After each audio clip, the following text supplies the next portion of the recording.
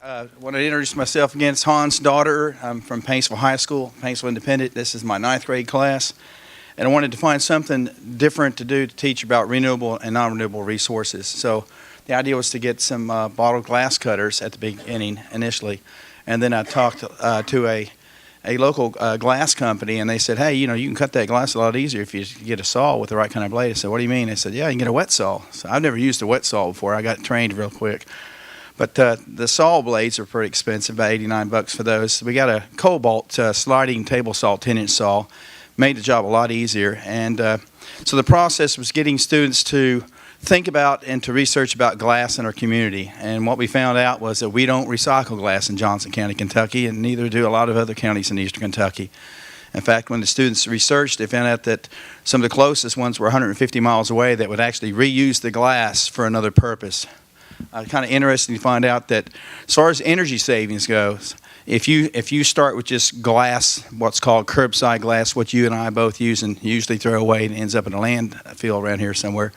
But if you use that glass and clean it and you process it, it's 30% more cost efficient as far as energy goes. It's definitely not cost efficient when it goes to labor because it's very labor intensive to recycle glass. You got to sort it, separate it by color. And I got on the phone, something I want to point out is very interesting to me. I was talking to a guy from Doderer in Lawrenceburg, Kentucky, which is the only guy that I really spent a lot of time talking to, and he was a plant operator. He said one of the reasons why we don't like to recycle glass is that sometimes you'll get ceramic mixed in with your glass, and when you have broken glass, it's hard to tell the difference.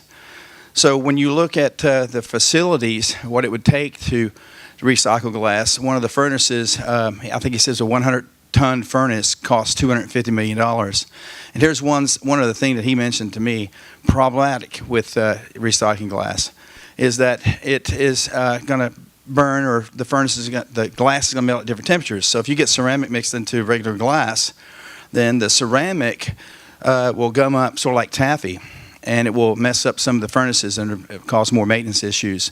There's a device also called a spinner that the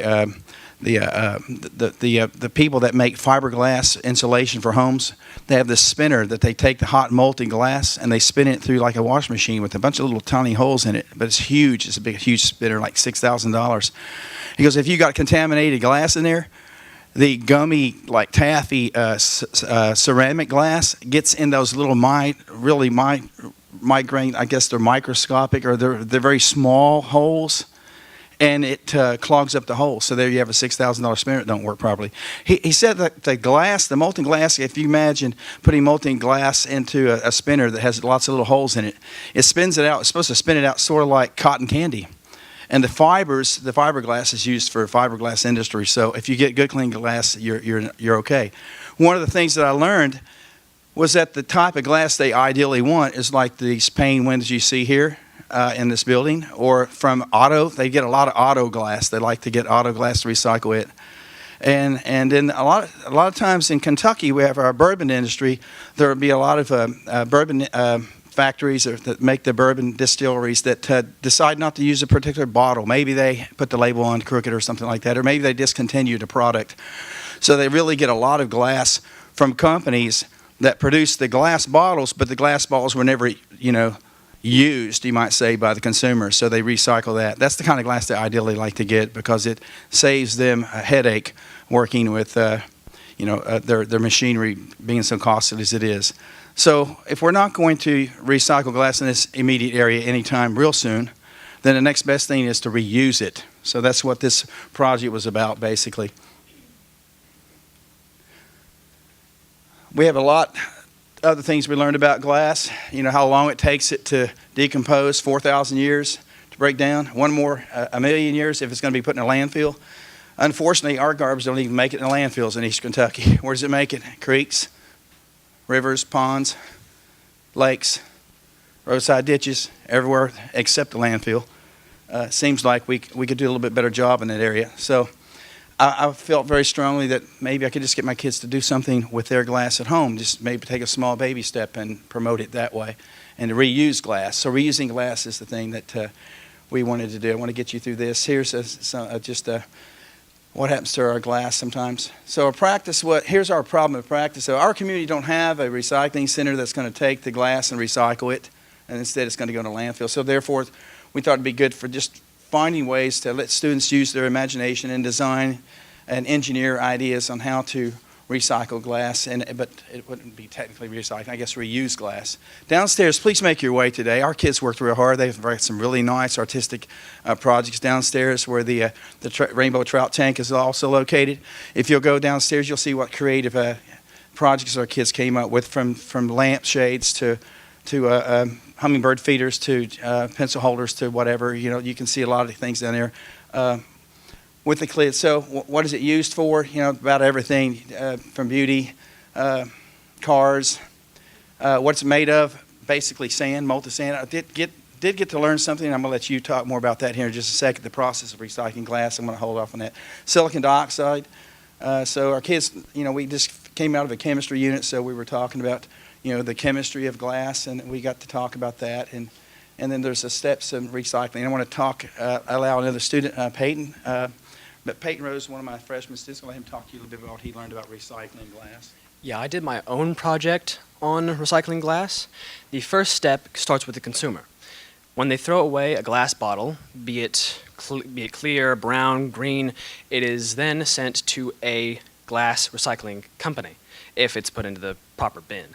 The glass recycling plant will sort through the bottles by color. They will go through a process where they remove the labels of the bottles, and from that point on, they are shipped to a glass production facility. The one I studied, the Owens, Illinois plant in Los Angeles, takes a lot of these bottles in and crushes them into a material known as cullet. This is glass shards, you could say. None are even very large. Most of them are powder-sized. They crush them into this powder known as cullet and put them through a sifter. So from that point on, they can be sorted by color again and put into a glass furnace, where in the one in Owens in Los Angeles, it can reach up to 2,700 degrees Fahrenheit. It goes through various stages of heating and cooling before it is then pressed into a new bottle, and the cycle is complete. And they can make three different types: flint, which is clear; and they can make amber, which is brown; and green glass. Great, thank you very much. Appreciate that, Peyton.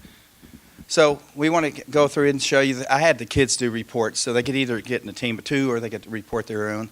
And they had to research and give facts and take notes on each other's presentation. So this is my classroom and the kids that presented.